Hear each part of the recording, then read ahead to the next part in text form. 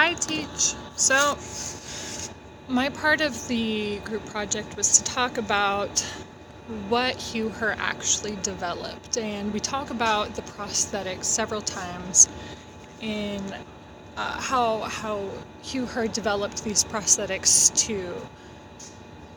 to be functional in extreme interfaces. So Nick said that he lost his legs in an ice climbing accident, and was at somewhere 82, early 80s.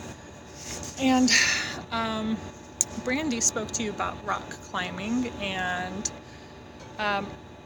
I wanted to show you what he was using and what he was kind of like not making up for, but designing his prosthetics originally. So this is a rock climbing shoe.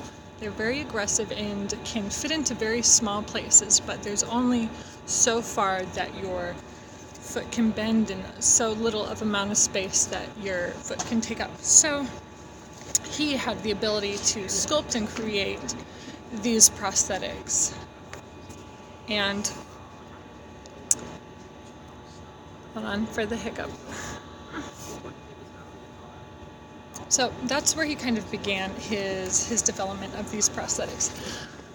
As he grew and matured in his career as a scientist at MIT, he ended up developing a new type of prosthetic. He started looking at the issues with his and saying, like, what's wrong with them on the most basic level. And his prosthetics, they were uncomfortable.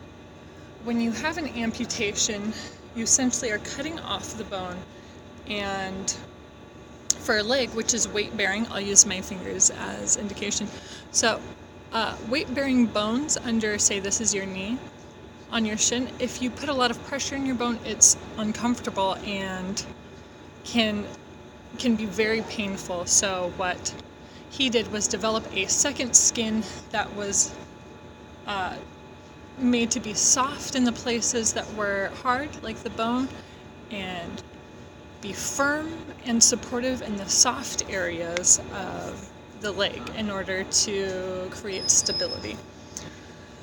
So I hope that gives you a little bit of insight into the design of Hugh and what his vision was for, was these functional prosthetics. And I think it was really interesting. I'm very thankful that I had the opportunity to watch this specific person, and lucky to be in a group that wanted to critique somebody so cool. All right, thanks.